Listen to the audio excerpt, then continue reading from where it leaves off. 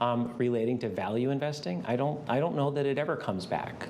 You know, there have been serious changes to the market structure, and pretty much most of the value investors have been put out of business. So if value investing is trying to do security analysis, think about what companies are worth, think about why they might be misvalued or misunderstood, and then do valuation analysis that tells you that that in fact is true, there's just very few of us left. Most market participants these days, they either cannot do value, they're just not trained or experienced in knowing how to do valuations, or their structure doesn't allow them to. Like if they're an index fund or a passive thing, the last thing you're doing is value, or their system is a quantitative system or a trading system or an algorithmic system, and or your style is to just buy things that have charts that go up and to the right. Right? And none of those participants are really doing value. So it used to be, you know, that on every conference call of every company, there were like dozens of analysts from all of these competing, long only, hedge fund, long short people and stuff like that, trying to hear what companies were doing and saying and trying to figure it out. And those staffs have been gutted because the world has moved passive. And so there's just a lot less competition for what we do, whatever we thought that was. Think that the company would do somewhat better, benefit from it being somewhat better, and realize that other investors would see what we saw 6 months later, a year later, and would re-rate the shares. So you could buy something at 11 times earnings, and maybe they would earn 10% more, but you'd get another 3 points on the multiple, and you'd make 50% over 2 or 3 years. That isn't happening anymore because there's nobody to notice what actually happens at these companies. So we have to be, the other side of that is nobody knows what anything is worth. So there's an enormous number of companies that are dramatically misvalued in ways that we haven't seen before. So whereas before we might pay 8 times or 9 times or 12 times, which seem like low multiples, but now we can buy a lot of those same companies at 3 times earnings or 4 times earnings. And if they're buying back 10 or 15 or 20 or 40% of their stock in some cases, eventually we're going to have to get paid by the company as opposed to having other investors figure out what we thought we figured out before them. The absence of people doing valuation means that nobody knows what anything is worth, and the market doesn't know what anything is worth. And so you had a period of time, like in 2018, where if you just took the highest valued companies, a priori, they went up the most. 30%, 40% for the top decile. The bottom decile went down 20%. So all you had to know was, is it already highly valued? And if it was highly valued, it went up more. And if it was lowly valued, it went down.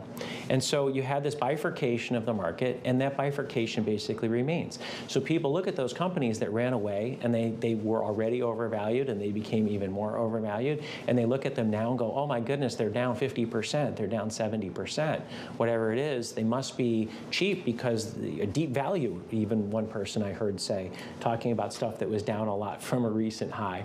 But all you're saying is it's at a discount to some previous price, which was obviously wrong. And so just because something, I would say on the way up, twice a silly price isn't twice as silly. But something that's half of a prior high is not deep value. In fact, the joke really is you know, what do you call a stock that's down 90%? It's a stock that was down 80%, and then it got cut in half. I think that is not the right way to look at things these days, because nobody's actually doing those calculations in any case. It's not like people are looking at it and saying, well, you know, with interest rates at 2%, I can pay, you know, 9 times for this, but at 4%, I got to pay 7 times for this. That's not really what people are doing.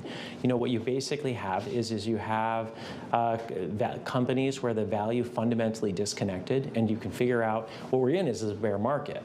And so in a bear market, those things get derated. And you can say, well, the proximate cause of the bear market is inflation or interest rates or the Fed or all of those things. But in a bear market is when ultimately it turns out if you buy something and it's just at the wrong price, it's a long way down before somebody like me is going to want to come in and say, okay, this is actually really pretty cheap. The politicians are debating whether we're in a recession. They don't really know what the definition is. You know, they also don't know what the definition of a woman is. So they're they're confused, and there's a lot of confusion, that's out there on these type of things. I don't think it matters whether we're in a recession. I think what matters is things are in a slowing, and so what matters is the general direction of things. It doesn't really matter whether we're technically in a recession or whether it's technically a soft landing or a hard landing. What we are is we're in a period of economic slowdown or deterioration, and that's when things that were overvalued tend to get derated. Well, some earnings will go up and some earnings will go down. I think it's a company by company type of circumstance. Companies that are in energy, for example, I expect the earnings are going to continue to be very strong, and materials and some other areas that are more benefiting from the difficulties that we have. We've underinvested in some areas, which has allowed there to be a dearth of capital placed into, not the software is eating the world companies, but the really boring ones.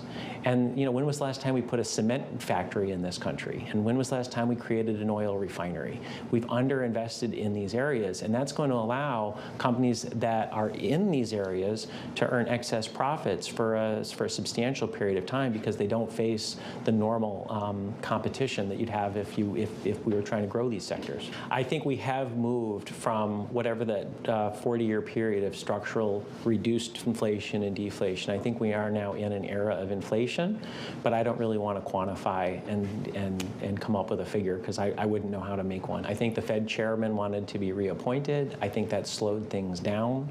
I think it took them a long time to recognize the inflation.